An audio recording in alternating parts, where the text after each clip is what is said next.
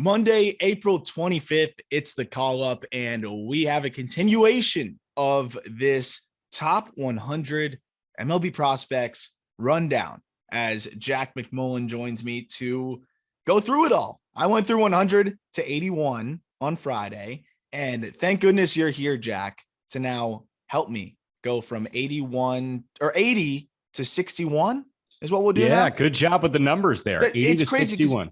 You want to think that it's 100 to 80, but that's technically 21, right? Correct. That was kind of like mind, whatting me a little bit on Friday. I was tired. I had a long day, and I was like, is it 100 to 80 or is it 100 to 81?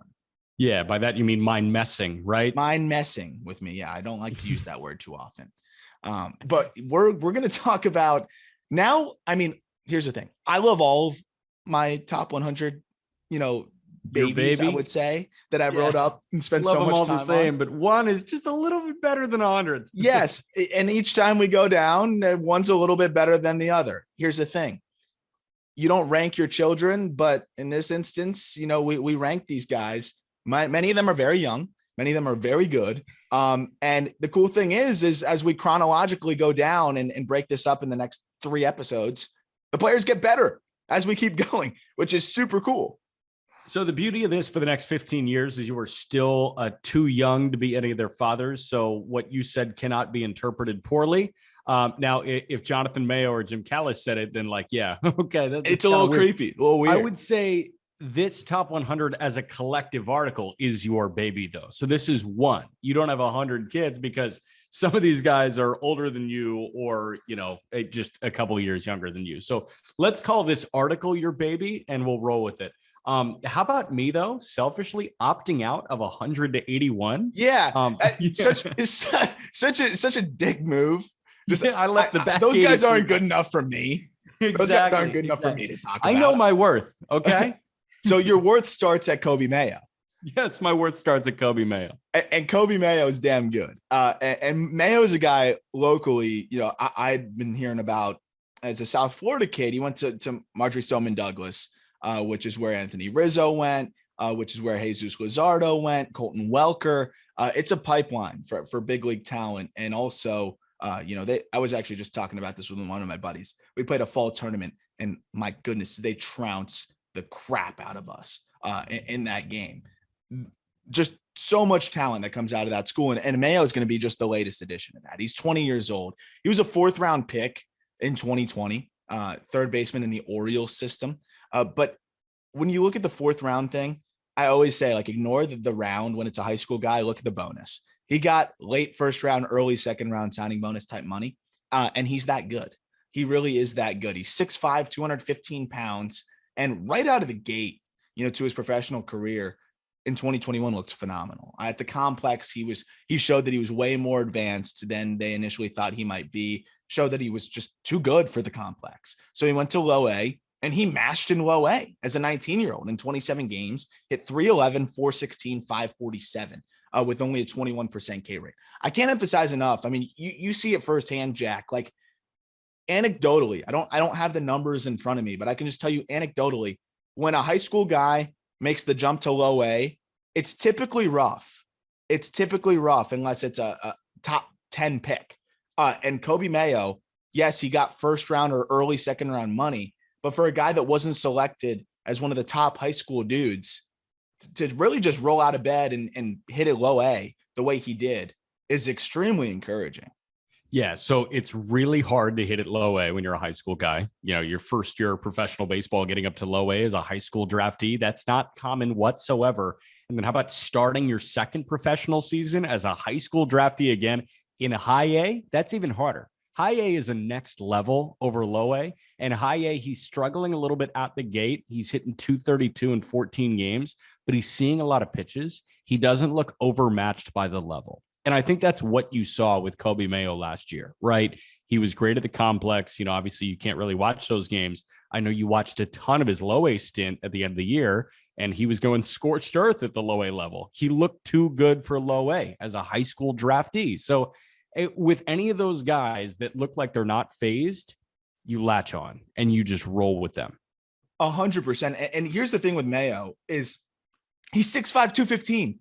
So, Yeah. I mean, he's one of those guys that typically it's like, oh, it's going to be rough. The hit tool might take a little while, but plus raw power projection, like just be patient.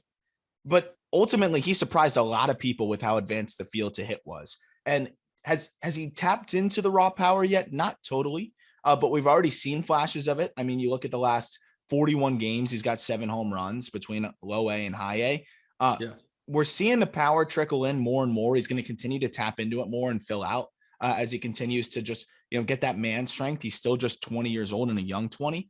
But Kobe Mayo is going to have plus raw power and an above average field to hit. He's somebody that I'm looking by the end of this year, I think very well could be in the top 50 and has a lot of helium and a lot of potential to climb up the list very soon. But another really good prospect. The Orioles do a great job of doing this, and which is finding guys that have a better field to hit than most people think, and then hoping the power continues to develop. That has worked really well for them as of late, and Mayo is kind of the latest addition to that.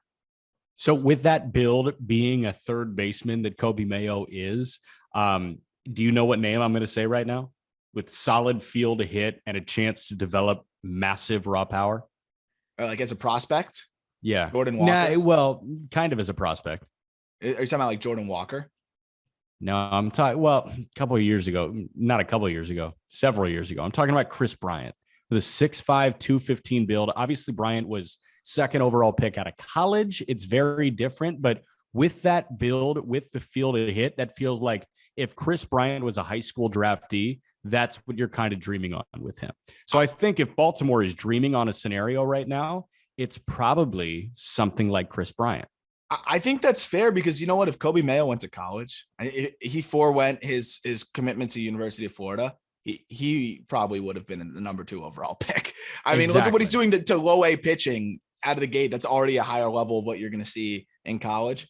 Easily could kind of have that Chris Bryant type of mold. I think that's a very fair comparison because he's a sneaky good athlete and already posts above average run time. So very excited about Kobe Mayo over with the Baltimore Orioles. Checking in at 79 is one of my more, I think this is one of the guys that we look at the list, probably we're higher on than anybody else. Yes. I don't think I've seen Jairo Pomares this high anywhere else. Outfielder in the San Francisco Giants system. Pomares is risky. I mean, he's more risky than some of the other guys that we're going to mention in this range, but a left-handed stroke that I really like in terms of the raw power. It's really impressive. We talk about the numbers from last year between low A and high A as a 20-year-old, 334, 378, 629 slash line, 20 home runs, 48 extra base hits, a 155 WRC plus. Here's the one thing that we got to follow. 26% K rate, 5% walk rate. He's an aggressive swinger. The power's there, but I am worried a little bit at the upper levels, if he gets blown up a little bit by more advanced pitching. But I think there's just too much upside here to not have him inside of the top 100. If anybody is going to develop Pomares into being a more selective hitter with better bat to ball, it's the San Francisco Giants. That's just how the Giants work. And he's surrounded by incredible baseball players in Eugene right now at the high A level. He's got a lot of very good hitters that he can lean on. The beauty of a deep system like San Francisco is Pomares is going to learn stuff from Luis Matos. Pomares is going to learn stuff from Marco Luciano. Pomares is going to learn stuff from Hunter Bishop. Pomares is going to learn stuff from Patrick Bailey. That's just how that system works. You surround lions with other lions, they're going to be ferocious. You surround lions with sheep, and they're going to develop sheepish tendencies. Pomares is a lion that is surrounded by lions. Absolutely. I think that's the best way to put it. And honestly, he's been okay out of the gate. Luis Matos is really struggling. Marco Luciano is succeeding, so you could learn from Luis Matos' struggles. You can learn from Marco Luciano's success. And what really stands out to me with Pomares is his body control is really advanced. His pitch recognition is pretty good. That's why I think it's more of a mindset in terms of who he wants to be as a hitter. Right now, he's a guy that's just always looking to do damage. But a 900 OPS or better against fastballs, breaking balls, and changeups. So there really was no way to get him other than nibble at the corners and get him to get himself out. But in terms of what pitches to attack him with, he hits them all. And that's a testament to the body control. And 7 of his home runs last year traveled 110 plus miles per hour. So for a 20-year-old that's still figuring himself out as a hitter, that's crazy raw power. He had 50 batted balls that clocked 105 miles per hour last season. That is well above average, bordering elite for the lower levels of the minor leagues for his age. I'll bet on that left-handed bat in that system any day of the week. So I'm very excited about Pomares. And the next step for him in the maturation process is to make sure that he doesn't get the Javi Baez treatment when he comes up, right? Where you don't throw a strike to Javi Baez. If you throw a strike, there's a chance he does damage, but if you don't throw strikes to him, he's still going to get himself out by chasing. And that's the case with a lot of young, electrifying bats like Pomares. If you stay out of the zone, he's going to fall his way into a strikeout more times than not. The next step that can make Pomares a top 50 guy, and we'll see how the swing continues to develop, because this guy, when he's on the cusp, could be a top 25 prospect in all of baseball. The next step that needs to happen there is him not getting out when guys don't throw him strikes. And Matos is going through the same thing right now. Matos has a good feel to hit, and he feels like he can hit everything. And you got to separate those two things. So good thing to follow, but extremely excited about Jairo Pomares. Checking in at 78 is a guy that has immense upside, but at the same time, we haven't seen a ton of, and it's just hard to really get a pulse on in terms of where to rank him. But again, it's one of those where the upside is just too tantalizing to not have him in the top 100. Brady House, shortstop as of now, in the Washington Nationals organization. He's 18 years old. He's 6'4", 220 pounds, 11th overall pick in 2021.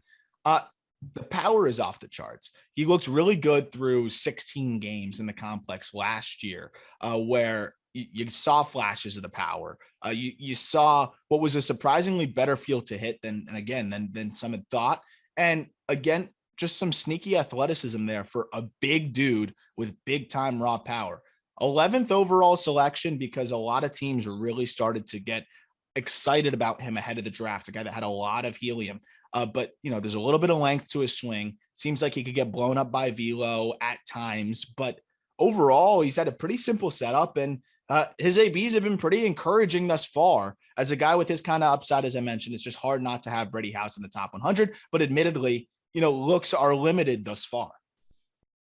Yeah. And what I like about what you mentioned is, yes, the swing is a little bit long, but his process to get into the swing is very quiet. Short. It's quiet. It's simple. Dude. That's why I'm a believer. And also he's been good out of the gate. Have you seen his numbers thus far? Yeah. Very solid. Guy. So I was worried. I thought he'd get blown up, because I'm like, okay, swing's a little bit long. But as you mentioned, the pre-swing moves, he doesn't do much. He's like, okay, I'm 6'4", 200 and whatever pounds. I'm strong as hell. I'm just going to let my natural strength eat. So he's quiet, simple, and just tries to be as direct as he can. And I think he does a pretty good job of that for his age. So when Harper first came up, he was, and I'm not just saying this because of Nationals, and I don't think Brady House is going to have the power that Bryce Harper had when he first came up. But when Bryce Harper first came up, he did the Ohtani, toe healed the mound, right? That's what he did, and he turned and burned. Ohtani does that toe healed the mound, turn and burn. Those guys have so much raw power. They have so much natural power that they don't need this massive leg kick. Eduardo Perez just mentioned it on Sunday Night Baseball last night with Christian Yelich. When Yelich won his MVP, his foot was down way earlier than it is now. And I guess that might just be something that he's trying to do to accumulate more power into the swing now. He feels like he has less of it. But if Yelich got his foot down as early as he did during his MVP season, his bat to ball would be so much better, and I guarantee it. With House, if you're simple, you can survive with a longer swing than typical because you just took half the battle out of the equation before the guy even extends towards you 60 feet, 6 inches away. So I am a believer in House as well. And this is a guy, and you said a shortstop for now. You've got a 35 grade on his field ability at the moment. I think I'm with you there. I think he's a third baseman, but he's got 40 homer potential. And if he sticks it short and plays average short and is a 40 homer shortstop. And exactly. And it's 35 presently because he's just a 6'4" kid from high school trying to get his feet under him out there. And he's 220. He's not a lanky 6'4". No. So I think there's a chance where he can figure it out. He's actually been better than I think a lot of people anticipated. But again, if he moves to third, the bat can accommodate that. And the last point to kind of piggyback on what you just said, what I always like to see from hitters like that is, if you have the ability to run into power, and he's already put up 107s in terms of exit velo, and I can promise you it's going to get better than that. He's still just 18.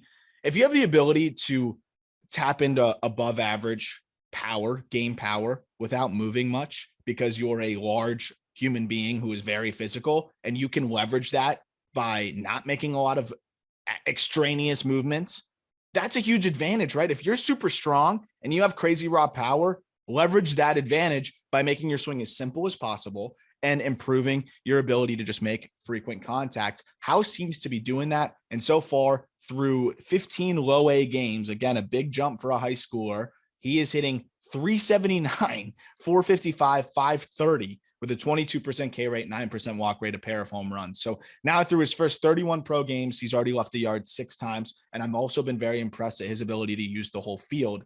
Very excited. House is another guy that if he has a big year, you're going to see him flying up everybody's lists. Yes. Coming in at now 77. Maybe probably just a totally different kind of prospect from everybody else we've just talked about, because His proximity, he's very close, but the upside, I would say, is not nearly as high as anybody we just mentioned. Correct. Matthew Liberatore, southpaw in the St. Louis Cardinals organization. Liberatore, 6'4", 200 pounds, left-hander, 16th overall pick by the Rays back in 2018. As you know, was later traded for Randy Arozarena in that larger deal. 2021 was solid for him. 124 and 2/3 innings, a 4.04 ERA, a 4.26 FIP. Struck out 24% of batters, only walked 6% of batters. That's a guy you look at and say, okay, he's definitely going to be a big leaguer, but is he going to be a guy that consistently gets you outs every 5th day? There's still hope that he can be that guy, that he can be a guy that you can really lean on and be more of the number 3. But I'm seeing a lot of number 4 here, Jack, in terms of where he lines up in a rotation. Let's drill this into everybody right now. Matthew Liberatore's curveball is not as good as you think it is. That's an important point. That is an important point. I've tried to make that one clear. The 70 grades on the curveball are purely based off of visible, like what you see. Aesthetics is the better word. The slider is a great pitch, actually. It's the better one. There we go, right? It's the Mackenzie Gore treatment, the majestic looping curveball at 74 miles an hour, 72 miles an hour, might tick down to 70. It looks great. Kershaw makes it look awesome. Rob Friedman calls it the Cooperstown curveball, right? Mm-hmm. That's Kershaw's thing. It's that big looping action. Kershaw's slider is what made him a Hall of Famer. Yep. Let's factor that in. Mackenzie Gore's slider is his best secondary offering. Libby is mid-90s. The slider is the best secondary offering. The curveball gets hit a lot. Sharp curveballs. We've talked to Colby Olson about it. Those are the it pitch right now. The power curve is back, folks, and Liberatore doesn't have it. He's got a good fastball. He's got a fine fastball. I'm going to walk that back. He's got a fine fastball that's mid-90s, but doesn't run, doesn't carry. It's just mid-90s. It's your generic fastball. The curveball is looping. It gets hit hard. He telegraphs it. It's got that classic pop out of your hand. You can read it out of his hand, and guys do some damage on it. The slider is great. The changeup has some room to seriously improve. I think if he is fastball, slider, changeup, and you mix in some curveballs a la Rodon last year and this year, he can be really effective. But again, I'm with you. I see 4. Yeah, and that's still a top 100 prospect, right? Because, and I was going to say, like, Jack, so then why is he a top 100 guy? Because I feel like that would be the follow-up question. His consistent 4s for a decade and a half in Major League Baseball are top 100 guys. And mind you, he's 22 in AAA. So I still think he can get better from the lens of just, again, we talk about pitchability. He's going to learn how to utilize his stuff more and more and how to mask the weaknesses, leverage the strengths. And this is a guy that's still talented, right? He's an above average talent with above average field of pitch and above average just maturity overall. What I've been really encouraged by and what made me more solid in the ranking of Liberatore in the top 100 is the development of the changeup. I think it's looked really good. He's throwing it a lot more in the early going this year. He was throwing it a lot more in spring training. That's really encouraging for me because we talk about the fastball being very average. At times he reaches back and has a little bit extra. That's been exciting to see. But the changeup will allow that fastball to play up a little bit, and we're seeing him use it a lot more. There's hope that he can be that, average 3 still. And, that's still a top 100 prospect when you're a 22-year-old who just put up a very respectable season at AAA after never having pitched above low A. Yeah, I'm in. No, I think Libby, first of all, I think Libby should be up right now. I think that he is a better starting pitcher option than the Jordan Hicks experiment that's going on right now. I think Hicks is a great setup guy. I don't think he's a starting pitcher anymore. I know he was in minor league baseball, but I think you are given a better chance to win every 5th day if you have Libby on the hook for 5 or 6 innings, if he, is really working well, and then Hicks for 2 innings in the 7th and 8th, as opposed to Hicks for the front 3, and then you got to piece it together. Absolutely. And one last point on Liberatore too, because you talk about that. Like if he gives you 5 innings, you're happy, right? Like you don't have to go happy. You don't have to go around the order 3 times. And he's starting to learn though how to mask that curveball. So he's using the curveball less. And if you look at Kershaw, a big reason why the curveball works so well is he doesn't. At least when he was at his peak, he wasn't throwing it all the freaking time. So hitters saw more of it and more of it. It was fastball slider. So Liberatore is doing that now, and the curveball's playing up more than it ever has. So again, he's feeling for his arsenal, and that's extremely encouraging. And I do think that Liberatore can help the Cardinals in the near future. At 76, Jack, I know you're going to love this one because I love any him. Good college performer, I know you are all the way in on, as you like to say. Sal Frelick, Milwaukee Brewers outfielder. The Brewers have done a really good job, I think, with their last few drafts. Yes. And Garrett Mitchell has not panned out yet the way we were hoping. But hell, dude, I was thinking about it the other day. I was like, if Garrett Mitchell doesn't work out, that would have been a pick that if I was a GM, I would have got that one wrong because I really thought Garrett Mitchell was kind of that guy you could steal. It's not like it's done for him or anything like that. But the reality is we're going to talk about 2 Milwaukee Brewer outfielders here, and neither of them are Garrett Mitchell. Sal Frelick was a 15th overall pick in 2021. And dude, he was phenomenal at Boston College. A big question with him was how much is he going to impact the baseball? And I think that was why we didn't see him as a surefire top 10 pick. But to me, he still should have been, because this is a dude that has a plus hit tool already. I think he's going to be a plus hitter. He's a plus runner, and he's an above average defender in center. I mean, if you can even dream on average power, which I think you can dream on above average power with Frelick, what is he missing? Nothing. That's that. I was going to say, I don't know if you can dream on above average power with him, but I don't think you need above average power with him. I think in a perfect world, Sal Frelick is an all-star because he's hitting .315 with 15 homers. Yep. I'm in on that. Yeah. And here's the thing. He walks a lot. He doesn't strike out a lot. So this guy is not going to have the Nick Madrigal 310 slash line. It's going to be 310, 400, 405. Yep. What if I told you Sal Frelick hit a ball 110 miles per hour this year? Already? Yep. Okay, then that could possibly change my thought process. He is I still don't know. I still think you're right, though. I still think average is more fair. Yeah, so let's say average power, but this guy, what I love about him, I love that he was a high floor college bat. I love that he was a Boston College Eagle. That's actually what I truly love about him. But from a analytic perspective, what I love about Sal Frelick is this is a guy, again, with a very simple setup. All he is bat to ball. Yep. It's so simple. No extraneous movement. There's nothing flying around. It is, I've got the barrel here. Let's throw my hands at the baseball and let's drive a double the other way. I think this guy is the type that'll have 35 doubles in a year. And Absolutely. The slugging percentage is mostly going to come from doubles. I'm cool with that. Give me the doubles leader in and triples. And triples. The guy flies. He flies. Yes. He's going to climb through the minors quickly. He doesn't swing and miss. Again, you talk about how simple his swing is. It is as simple as it's so relaxing to watch to me, because I'm like, I don't have to worry about this guy. You know what it feels like? It feels like generic stance one. Yeah. Like, yeah, right. If you were to go on a video game and just like, you do a creative player, it's the baseline swing that you have. Generic stance one. And I love it. And here's the thing that I really like about Frelick is he probably will be an average power guy at best, but I think you can look at above average production because he's going to hit him out, I think, in Milwaukee. The feel to hit is impressive. The feel for gaps is impressive. The pull side power is bordering on above average. It was a ball that he pulled 110.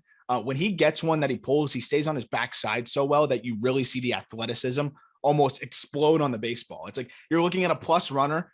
You see his lower half almost translate through explosion on the baseball. And that's why every once in a while, Frelick's going to hit a ball and you're like, Sal Frelick hit that? Like there's going to be balls that he gets in the right spot and he crushes them. And just adding that to his game is amazing. He's got tools across the board. I love Frelick as a high floor guy, but his ceiling is still pretty darn high because I believe in the bat and the athleticism that much. And especially if he sticks in center, which I believe the general belief is that he will. And on top of that, highly regarded for the makeup as well, in terms of the way he approaches the game and just the professional just approach he has to baseball. I'm in on it, man. And we know that the Brewers need offense right now. And those arms, by the way, locked up for a little bit. Their window is open for the next couple of years. And if Frelick is up to possibly break camp next year, which is what he actually could do, I think that is a very solid center field option. And it's better than what they've run out in center for the last couple of years. Especially with Lorenzo Cain coming off the books now and probably, a guy that is on his way out of baseball. Now they're getting that upgrade with a fresh, rejuvenated young player out there. But another big masher that could help his big league club, I think at some point this year if needed, but plays for one of the deepest clubs in baseball, Mark Vientos, third baseman / outfielder with the New York Mets. And Vientos is one of the guys that I've really, really bought in on in terms of his power. Talk about some of the more effortless power I've ever seen. He mishits baseballs that leave the yard. He was a guy that was drafted in the second round as a shortstop in 2017. He's very much not a shortstop. He is very much a third baseman at best. Could be a corner outfielder. He's 6'4", 190 pounds, mashed 25 home runs last year. Has been off to a bit of a slow start through 15 games this season. Not really a big deal. Don't really care. Not that worried about it. He looked a little bit out of whack when I saw him in spring training in terms of just feeling out his swing. And I think that kind of translated or carried over into the early going this year. But Mark Vientos has some of the most ridiculous power you're going to see, foul pole to foul pole, and drastically improved his approach last season, upped his walk rate to the highest levels really of his career, really tripled it up almost from what was his first full season in low A in 2019. I really do believe in the power. There's going to be some frustrating bouts. I think at times he'll go cold on you, but I just think there's just too much effortless pop here for him not to have some sort of success at the big league level. Yes. The big knock on Vientos in the early goings is that he's not lifting the ball at all right now. Both stops, AA and AAA in 2021, his ground ball rate was sub 40%. They were both actually closer to 30%. This year, he's got a 63% ground ball rate. When I checked earlier last week, because I'm in Indianapolis now, I was like, O'Neal Cruz is putting the ball on the ground a lot. O'Neal Cruz was second among AAA hitters in ground ball rate, only to Mark Vientos. Yeah. So Vientos and O'Neal Cruz, guys that live and will make millions and millions of dollars off of putting the ball in the air and having it leave ballparks, we're leading AAA baseball in ground ball rate. So those two both have to figure it out. Vientos especially, because in the early goings, it was up around 70%, which was not good whatsoever. But Vientos this past week did a lot better of a job of lifting the baseball. And when he lifts the baseball, you're right. When he mishits balls, they leave the yard. He's got tons of power. He's got tons of torque and momentum in that swing. Not torque like Torkelson. I'm talking Torque. Torque. There is some torque impact, though. There is some torque impact. I'm talking a little bit more whippy of emotion than Torkelson. Absolutely. I think Vientos, when he is right, his fly ball rate is hanging right around 40%. His line drive rate is hanging right around 20 to 25%. And he's impacting baseballs twice a game. Absolutely. And he's put up some of the best exit velos you're going to see in the minors. And one final thought on Vientos to build on what you just said. Vientos is one of the best in the minor leagues when it comes to home run to fly ball rate. So the percentage of fly balls that you hit that leave the yard, which are a testament to the power that you have. He was around 28% last year. So just getting the ball in the air is good news when you're somebody like that. Great and he's news. not doing that right now. It's not because he doesn't want to. It's because when you see guys like that with a high ground ball rate, it's because their swing's out of whack or their body control is a little bit out of whack. And if you're drifting or your barrel's dragging, whatever it could be, pitch selection results in those higher ground ball rates. I'm not too worried about it. It's very obvious what the issue is. And I think he'll get to the bottom of it. It's not like he's punching out 50% of the time. No. There is some swing and miss in the early going, but that's always going to be where he's at. And he's only about 5% higher than he was last year at about 33%.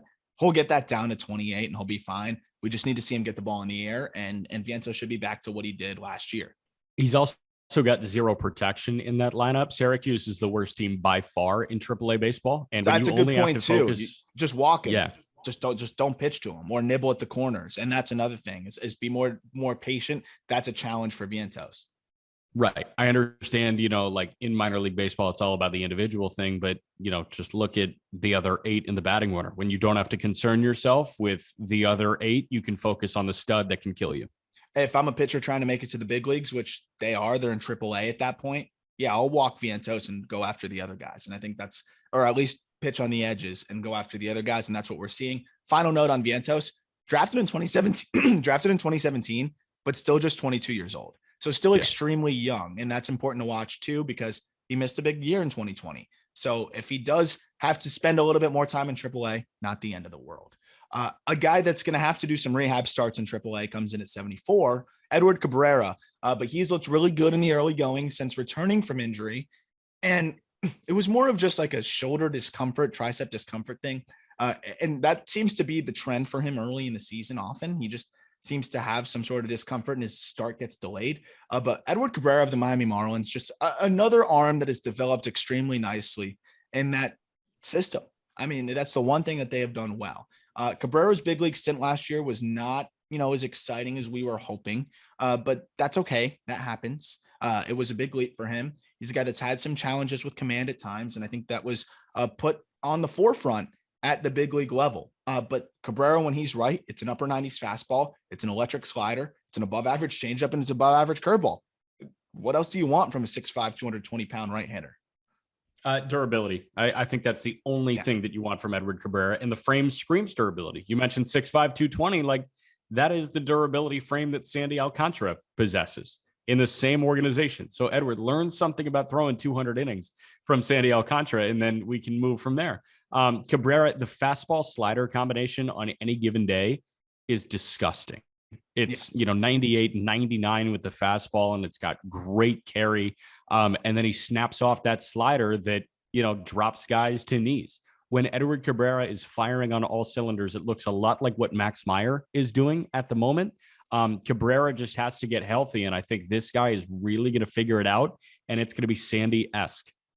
I think that's the hope, and durability is my only concern. I have like you said, I don't have any concern about him figuring it out. And the thing is a lot of evaluators think the changeup can be his best pitch. And the fact that that's even a possibility, again, is a testament to how deep his bag is, how deep. Learn it from Pablo Lopez, man.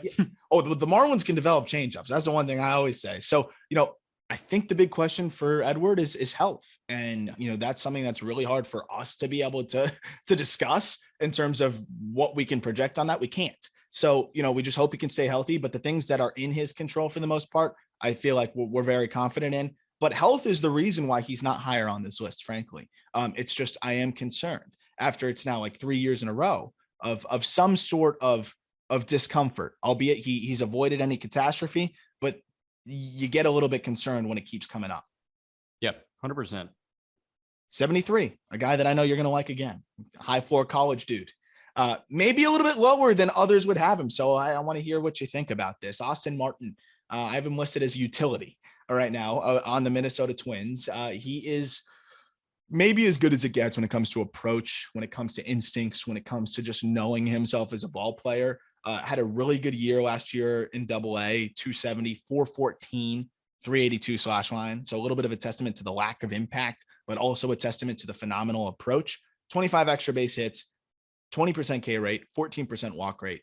and also swiped 14 bags, where the stupid rules for holding on runners did not impact Double-A as much. So those were legit 14 bags, which is important actually because he's not a burner. So that's a testament again to the instincts. Really, for me, it's just the lack of ceiling that keeps him out. Because again, defensively as well, he's not sticking it short, in my opinion. I think he can play there in a pinch, but he's more likely to play second, third, or center.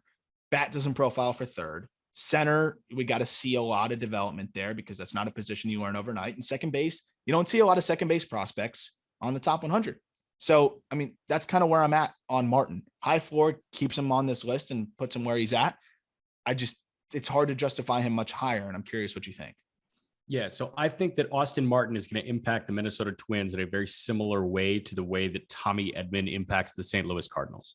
And Edman does some things a lot better than Austin Martin, defense, but Martin does some things better than Edman, and that's plate discipline. And Edman is a very disciplined hitter, but Martin is next level. Martin had a 14% walk rate last year in Double-A.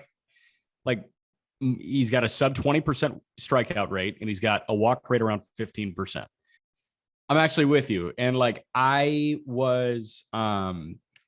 think this is one of the guys that we disagreed on. I was like, oh, I love Austin Martin. Let's go.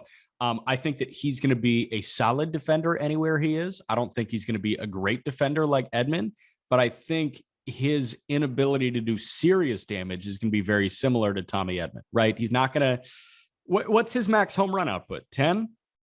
I think he can give you more. That's the thing is I think there could be 15 in there, but okay, in today's game could is be that 15. Yeah, that's not exciting. We were expecting Austin Martin to be an all-star, and I think he's a good everyday player. I think he's going to have an everyday role in the league for a decade.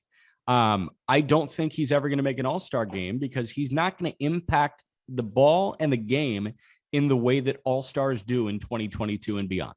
And here's the difference: is passable defense is not what Tommy Edman gives you. No, Tommy Edman gives you elite defense, or at least very darn good everywhere. Defense. No, everywhere. Gold Glove defense at second base and very good defense everywhere else. And Austin Martin is fine everywhere he goes, a la Chris Taylor.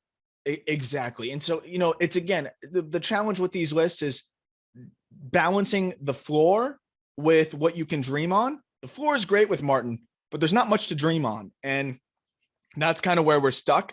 I think the fact that the Blue Jays parted with him, I know they got a really, really good pitcher in Jose Barrios, and you got to give to get. But I mean, I think there's a reason why we saw the Blue Jays part with Martin and not Groshans, because Groshans you can dream on a little bit more. But again, his floor is a little bit lower. Like, I don't think there's a scenario where the Jays are just ruining the fact that they traded Austin Martin, but they could say, hey, we could use that guy. But I don't think it's not going to rub in their face and be like, holy crap, we traded a superstar. Not right now. I think if Groshans doesn't turn into who they think he could turn into, and Kevin Biggio continues to be the Kevin Biggio of this year and not 2019 and 2020, then I think we're having a different type of conversation where they're saying, damn, I wish we had Austin Martin. There's some security there. But as of right now, I think I'm good. Yeah. It's fine, but still a top 100 guy and still, a really solid floor. Coming in at 72, a guest on the call up and one of my favorite prospects in the game. One, because again, that interview, we talked about Michael Stefanik and how fun that interview was and how interesting. Joey Wiemer was up there as one of the more interesting interviews I've done because everything about his swing is chaotic and everything about his approach is simple. And it's just like this yin and yang that works beautifully in the batter's box. He could not have had a better first pro season than he had last year. And everybody that I've talked to that has either played with or against Wiemer, he's one of my favorite people to just throw feelers out on. Just like, what's your thoughts on that haphazard guy at the plate? Because he owns it too. He loves it. Like he loves the Hunter Pence comps. He's an awesome guy. Everybody says, I don't know how he does it, but that guy's a big leaguer. Like I've gotten that now like 5 times as replies from people that have played with or against him. Wiemer's 6'5", 220 in the Brewers system. Absolutely crazy raw power. 4th round pick in 2020 because at the University of Cincinnati, we talk about guys not getting the ball in the air. He never got the ball in the air. And there was a really impressive data on his exit velos, but they were all on the ground. And so teams just like, were not really that excited about him. He was okay when I saw him in the Cape. But man, last year, Jack, between low A and high A, 295, 403, 556 slash line, 27 home runs, 47 extra base hits, a 155 WRC plus. And when you look at his swing and see the chaos, 22% K rate, 13% walk rate. He knows how his swing works, and he knows how to avoid swing and miss and how to consistently hedge that concern with outrageous slugging on contact. My main takeaway from your conversation with Wiemer was the approach is so unbelievably simple for him. It's, like you see all these moving parts and it's like, oh, this guy has to be a nut job. And he's just like, nah, I just see the ball and I hit it. Yep. That's it. I see. And he looks at the scouting reports. He has it in the back of his head, but that's all he really needs. Like, he just needs to be aware of what they have and he's good. And just the fact that he's able to do that, not everybody has that, I guess,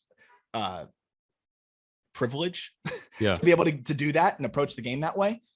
It is unbelievable. And so the one thing that he really stood out with, and I think that really worked for him, that he talked about on the podcast, was he starts now very pre-stacked on his backside.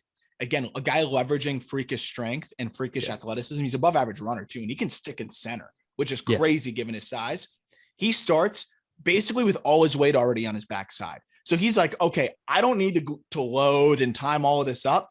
All he does is flick his bat as a timing mechanism, and his weight is already shifted back. So it's almost like he's already halfway through his load before he even starts his quote unquote load. And that has really helped him be on time and simple. And the explosion, Jack, I mean, he hit 31 batted balls over 105 miles an hour last year, and several home runs that were way, way, way above 110. Like we're talking 115s, 116s.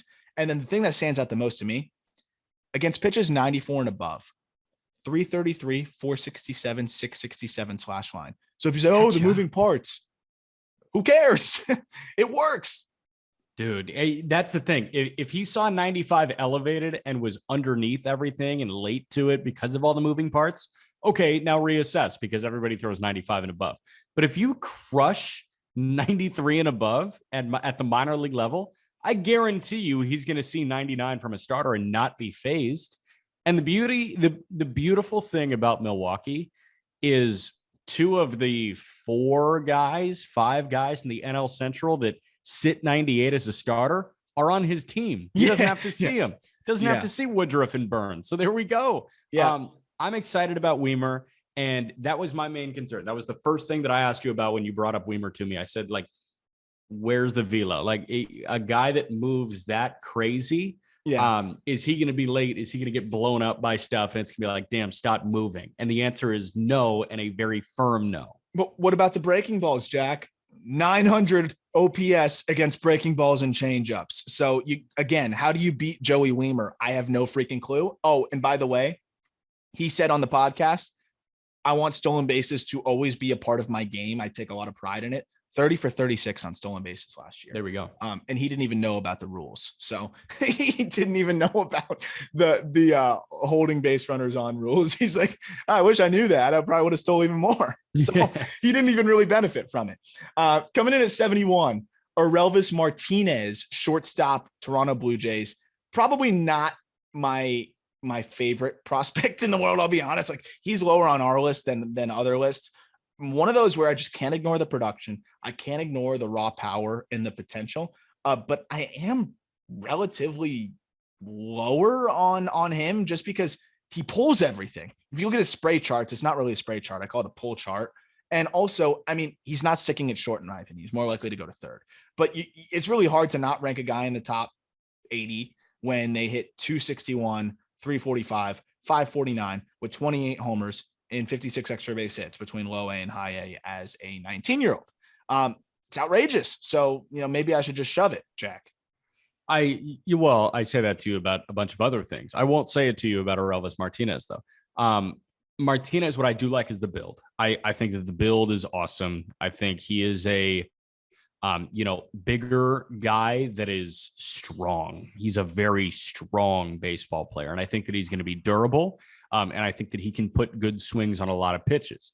Having said that, I think that the pull thing is a big time approach thing.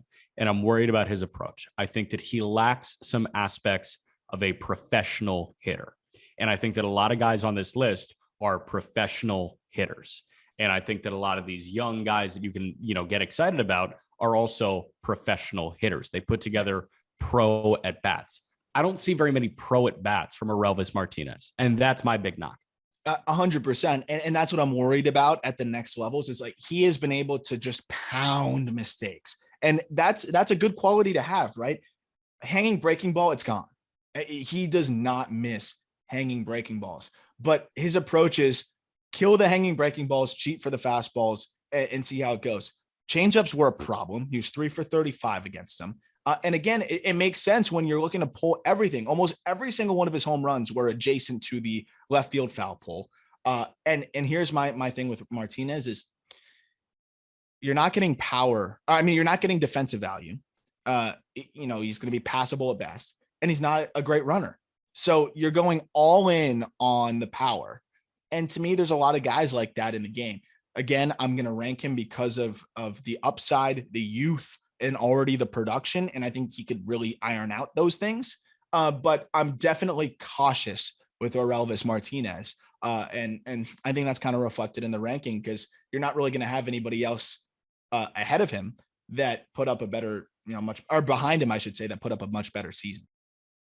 And as we're about to check in for number 70, Jack, I had a feeling this was going to happen. We don't want to rush through these guys and we end up spending more than a couple minutes on each dude. We probably need to break this up into more episodes. So I think we're going to go bonus episodes over the next 2 weeks because I don't want to rush through Leo Verpaguero. I don't want to rush through Shea Langeliers at 69. Thank God we're on the same page here. Cause I was like, all right, I saw that we were already at 45-ish minutes and I said, okay, we could either give people like a 2-hour episode right now, or we could just split it up into 10 at a time and we can do more than 3 episodes a week. Because I think if we take 45 minutes to talk about 10 guys, that's very beneficial. And the reality is we talked about it at the top. This is your baby. I mean, you spent hours and hours and hours. I read a novella about the top 100 prospects while we were editing through this. So we don't want to half-ass the conversation about these guys because there were so many more conversations that went into the write-up. So I'm right there with you. Why don't we do, we could pump out Monday through Friday, just 45 minutes, just rolling through the top 100. And then we can get back to your regularly scheduled programming after that. Absolutely. And I think it's fun because it gives us a little bit more time to go in a little bit more in depth on each of these guys like we've been doing. And also, it's just an extra episode during the week. So we'll have another one for you tomorrow where we go from 70 to 61? 70 to 61, which is 10. Yes. That's not 9.